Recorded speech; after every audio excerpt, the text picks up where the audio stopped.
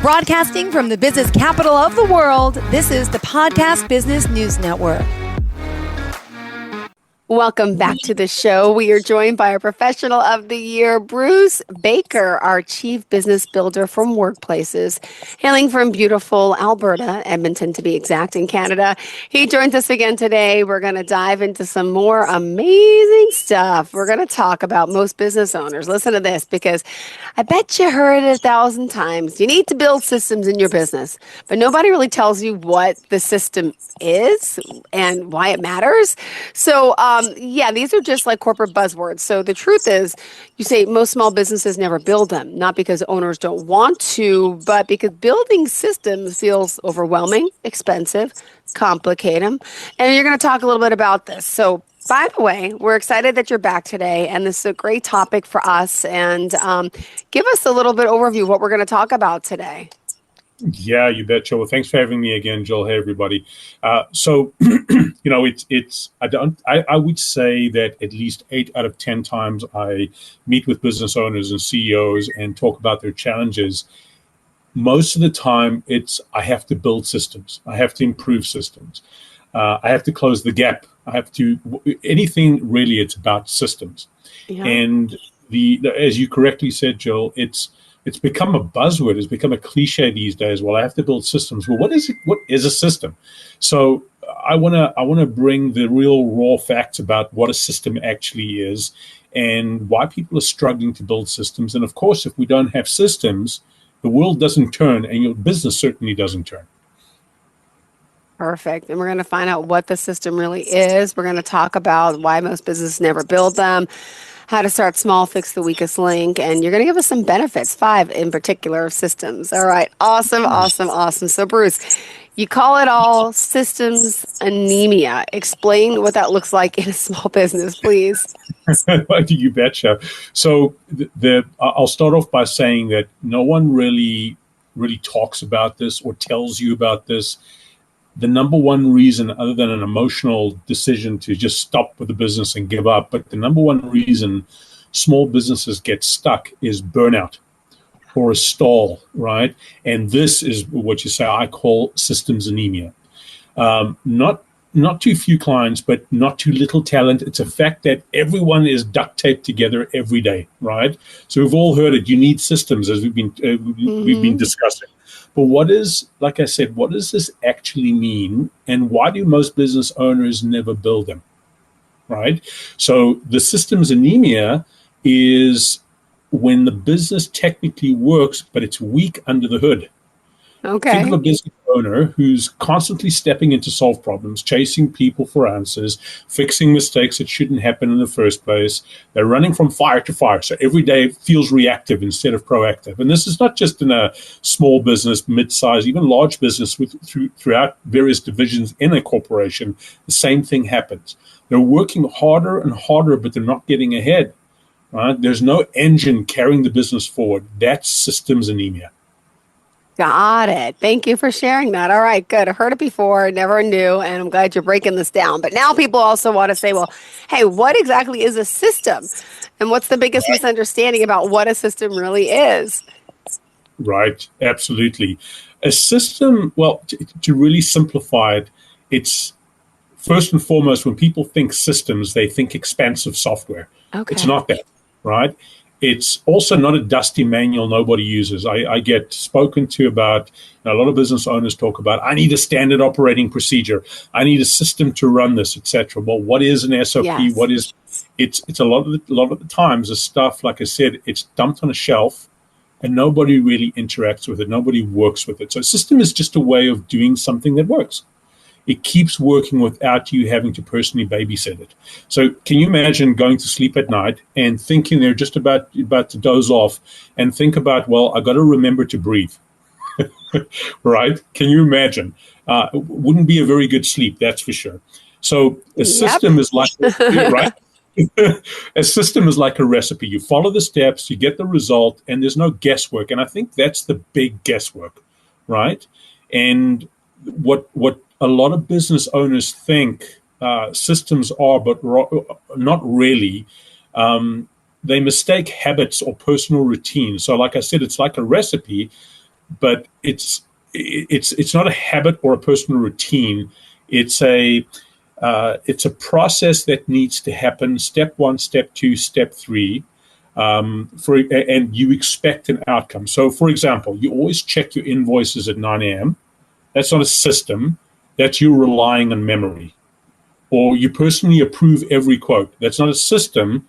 That's a bottleneck. A real system is something that's written down, shared, and very important, executable by someone else, not you as the owner or as the CEO or the manager, by someone else. If the process only works because of you doing it, that's not a system, right? That's a dependency. So we want to see a system as a recipe that works without you going through the process yourself. It also allows business to continue happening, the results to continue being achieved without you sitting with levers, right? Making sure that things happen. We want to move away from that by implementing repeatable and systematic components in the business. Thank you for that, as I cough a little bit. So let's talk a little bit about some of the things maybe business owners really do think that systems are, but they aren't. Can we dive into that a little further? Yeah, and I mentioned a little bit about that earlier on, where and I probably jumped the gun there a little bit. Sorry, Jill. Okay, so did I. all good. It's they think that systems are, like I said, they always check invoices at 9 a.m. or you personally approve every quote. A system is not. It's a routine, but it's not necessarily just a bunch of steps that you take as a habit. Right? It's what you put in place, the pieces of the puzzle you put in place. So, when one thing happens, this is created. When this is created, something else happens. But the biggest component is that if you're just going through a habit or basic routine every single day, but it's like the hamster in a wheel, right? You're just going through, running as fast as you can, but you're not getting anywhere. It's like an exercise bike, right? You're really working up, but you're not really getting anywhere. Your system, as I've always said, whether it's a system or whatever you have in business, you want to produce one thing and you want to produce a result. If you don't produce the result, you don't have a business. So I want people to think about a system as, I've been given a whole box of puzzle pieces. Got it. And I can see the picture on the box, and my responsibility is to take those little puzzle pieces, put them in place so the picture comes to fruition. That is the system. But now in this case, in a business, that is a continual system. Every time the puzzle pieces are broken up, and every time you want those puzzle pieces to come back up and show the picture again, you want system to be repeatable and scalable, if that makes sense. Does make sense. Absolutely. Thank you. Thank you for elaborating a little bit on that. So now also business that's operating without systems, what's really happening? What are you seeing happening, the consequences in a sense? And I want to hear an example too. Yeah, you betcha. So, it's unfortunate because a couple of episodes or recordings that we did a couple of weeks ago, I spoke about one of the biggest reasons why, especially small businesses fail. Especially within their 2 to 3 years, sometimes even within a year, it's that burnout mode, entrepreneurial burnout. And they burn out, especially when they're getting the traction. They burn out because the old saying is, I have to wear so many hats. I have to wear all the hats. Yes, that is very true when it comes to a startup. But eventually they burn out, and that emotional exhaustion is something that kills the business. But really what's happening is that there are either very few systems, if any, that are in place, and the quote-unquote systems that they believe that they've got in place are just not working. So without the system, every task in your business depends on you as the owner, as the leader, as the CEO, remembering, deciding, maybe stepping into whatever needs to be done. I don't know about you, but I find that pretty exhausting. And that's, like I said, that's how you burn out. It's going and it's going and it's going, but nothing is moving forward. And that's the first thing when you as an individual, feel like I'm not getting anywhere. I'm moving as fast as I can, but every step forward I make are 3 steps back. And it costs you time and money and eventually reputation. And what happens? You finally decide to quit, right? And that's when the business starts to erode. To your second question, I worked with a contractor who had no formal process for quoting jobs, for instance, right? And this was, keep in mind that we don't just work with people to help them build a system to quote jobs, but quoting jobs was one of the big things that was causing a lot of grief and a low-hanging fruit that we could help him get fixed. So every quote was different depending on how busy he was or what he remembered from the last job. So the results, clients get inconsistent pricing and they get annoyed, right? Forgetting to include materials and labor. It's one thing to quote or estimate a client only to come back and say, oh man, I forgot to include this, I forgot to include that. Now I have to either go back to the client or suck it up and lose margin or lose profitability. The other one is losing jobs because quotes took too long. People, especially living in a world, and there's no good or wrong or right over here, but we live in a very reactive world right now. But it is the reality, and people's patience is very short. So being able to move a little quicker and being able to do things in a timely manner, you're probably going to secure far more business than taking too long. By standardizing his quoting process, using a simple checklist and template, and notice that I'm not saying investing. We didn't invest in any expensive software. Simple checklist and a template. We cut quoting time in half and doubled his closing rate. Right? That's the power of fixing just one tiny little system, but it was absolutely huge for his business. It creates that cascading effect. Beautiful. Thank you for sharing that. That's exactly what I wanted to hear. We love hearing, how it's working out there, what's happened in the past. And that's how we learn from our mistakes, right? And the good and the bad, all of the above. And what are some of the things would you say that business owners why are they avoiding to build systems, even though they kind of need that they know that they need them in a sense? That's what I'm trying to say. Yeah, it's hard. Systems feel hard, and this is the problem, right? And where it all starts is, whether you buy a business or whether you start a business up from scratch, that's the last thing on your mind. And what I mean by that is, I know I need to start up this business. I start up this business. I hire a team, maybe. I get going, but it's all about sales. It's all about cash. It's all about sales, cash. And your first stage of business growth, it is critical. I get that. The problem is that by the time they reach 12 months to, let's say, 18 months, we start to move from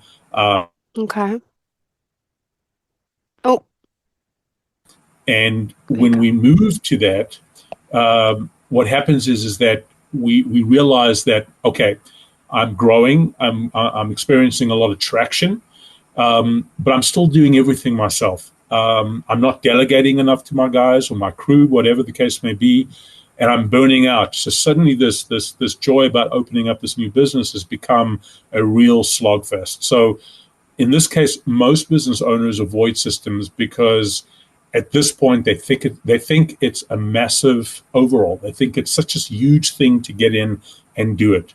But you don't need a 100-page SOP or standard operating procedure. What you do need is clarity and repeatability, like I said earlier on, Joe. A system can literally start as a sticky note, right? A simple sticky note on your monitor. Step 1, step 2, step 3. And also talking about businesses, can we also maybe you could tell us a little bit about the quickest way, easiest way. How do you start the process? Because to build a system seems complicated. It could be, it's scary to me for someone not in the business, let alone in the business. It could be intimidating. So I think it's best to call you. And we're going to talk about 5 benefits of the systems too. Thank you. Absolutely. I was about to show my Superman cape and everything comes with it there. Yeah. But, I'll give you another quick little example, and then I'll take everyone through that. So I worked with a business, startup, and then scaled them up. And about 4 years later, struggling to build systems. And I was driving home from a client's facility one day, and I spoke with him and trying to make him understand that, this systems are required. And he came back to me and says, Bruce, it's hard. So I said, look, let's take one part of the business. Tell me all the things that happen. He says, yeah, but I'm not sure I'm going to remember. It's just, I can't tell you right now. So I said, I'm going to ask you. And it was about a 45-minute drive. At the end of 45 minutes, Jill, step 1, step 2, step 3, and I interviewed him and I asked him these questions. And what a fantastic response. We had a one-pager, simple system and procedure that, frankly, he wrote on a couple of sticky notes while, believe it or not, he was sitting in a parking lot doing this and built his system, built his procedure. That's how easy it is, but potent. Start with what's repeating itself and draining you the most. Again, start with what's repeating itself over and over again, but also what's draining you the most, right? If that could happen by itself, man alive, that'll be a huge game changer. Pick something you do more than twice a week that stresses you out. Is it onboarding clients, maybe, some quoting, follow-up on payments, whatever it may be. Write down the steps, and here's the kicker. Make it as simple as you possibly can. If you had to explain that to a 10-year-old, that's how simple I want you to make it, right? Anybody else could follow it tomorrow if you showed them the system. That's your first system, just like the example I gave. Got it. All right. Thank you. You betcha. Do you want to break it down a little further and talk about all the benefits? Yeah, absolutely. And you know what? I wish I could articulate this even more effectively, but it's people don't realize the simplicity behind this until they actually try this out. And when they start to live it, it's quite liberating, and it never fails. The 5 benefits of a system, if we think about it, when the system kicks in, you're going to see the following. Number 1, you're going to see consistency, right? There is nothing more that a system loves, or a business, which is a system, loves to see, that is consistency. If I can repeat the process and keep it going, I have consistency. If you look at any large corporation today, they're large, they're successful, they're global, multinational, whatever the case may be, for one reason only, because of the first benefit of a system or systems they implement, consistency. The second is simplicity, right? Simplicity is absolutely kills complexity. We don't want complexity in the business. We as people make things overly complex. I want to encourage people. The benefit of your system is that it's simple. The third benefit is learning. Remember, it's not just you and your business. You are the teacher to others for sustainable, ongoing business. Yeah. You want to teach people. Let them learn the system, and people really want to learn with simple, straightforward stuff. That's number 3. Number 4 is focus. If we can focus on something and keep focused on it, remember, a good system will work well over time. It'll be consistent, repeatable, simple, but businesses also outgrow systems as they grow. So being able to revise and refresh systems is absolutely critical, but a system provides that focus to you and keeps that focus going. And number 5, or the 5th benefit, probably, which is the most important thing we're looking for, is results. If your systems, if your customers are not happy, if you don't have enough cash, if whatever the case may be, those are the symptoms, those are not the problems. And the problem there, because they're not producing the results you intend, what happens, that is a system breakdown. If we put consistency, simplicity, learning, focus, and results all together, they create that inertia, right? So we want that to continue. Your business starts moving forward on its own momentum instead of you pushing every inch. That's the big deal. Wow. Got it. And excuse me for trying to breathe here. Okay. I'm trying to hit the mute button. I don't want to sneeze on camera, but it may happen, right? So I want to hear some other examples of these, systemizing kicking in and how it's helping and, how it really looks in real life. Yeah, absolutely. So I remember probably about 6 years ago, I helped a small marketing agency. It was struggling to deliver projects on time. So every client project was handled differently. No clear timelines, no standard task list. We mapped out their project flow, created a repeatable checklist, automated client updates. So within 60 days, approximately 60 days, on-time delivery skyrocketed from 40% to around about the early 90%. Client satisfaction scores jumped, which was really cool because they weren't measuring client satisfaction, but we created baselines in the beginning and we started to see significant upticks. The owner finally took a weekend off. I call it the Mexico test. So finally took a weekend off without getting phone calls. That's the power of those 5 benefits showing up. Got it. All right. And continue to talk a little bit about, if you can, the 3-point scorecard and business flow map like at a walk. So I use a simple framework. As you mentioned, there's the 3-point financial and operational scorecard. We check where the leaks are, and leaks typically come from money, time, and energy. And people that may remember from the last podcast, time is not the minutes. We don't manage time. We manage the actions associated with the time that we have available. That's the first tool. The second one is business flow and structure map.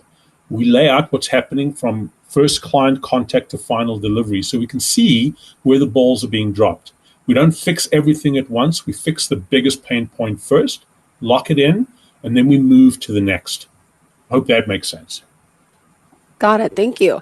And, really, this is helping so many people. But what would you say the difference between building systems that work and over-systemizing a business? Can you really go too far here? Yeah, this one's a critical one. Over-systemizing is when you create systems for the sake of doing it. And I have a client right now that is struggling with this. So you end up with rules nobody follows, steps nobody needs, documentation nobody even reads. It's that old dusty document. It makes business slower, not faster. And people get very overwhelmed within the business when there's this stuff that's there that doesn't make any sense. So building systems that work well, it's about finding friction points and solving for them. So if a system saves you time, it reduces errors, it improves client experience or frees you up, you want to keep that one, right? Mm-hmm. If it just adds complexity or bureaucracy, please, please, please, as Mr. Peter Drucker once said, scrap it, abandon it, right? Every system should earn its place by making life easier or results better. Perfect. Now, if a business owner out there listening today wants to take some action, what's the first thing they need to do and they should do to start building systems, would you say? Well, Jill, if I'm talking to the business owner right now and I'm talking directly to them, you already work hard enough. You don't need to work harder. You need to work, well, you smarter. Need your hard, right? Or smarter, definitely, but you need your work or your hard work to count for more. Systems aren't about perfection. No one's asking for the bullseye. They're about progress. You don't need to systemize everything today. You just need to fix the weakest link. Watch how that actually starts that domino effect. It's absolutely crazy. Awesome. Love it. Thank you so much. Bruce Baker, our Professional of the Year. Always a pleasure having you here. And I think that rhymed. It did actually. I can't. Maybe it's my medication. So tell me, how can we reach out to you at workplaces, sweetheart? Absolutely. So website www.4workplaces.com. Shoot us an email at info@4workplaces.com, or always love to hear from you. Give us a call, 780-850-6957. Perfect. Thank you so much. Pleasure having you back as always, Bruce. And we'll talk again next week. Enjoy the rest of the day, okay? Thank you. You too. Take care. Thank you. I will. Bye.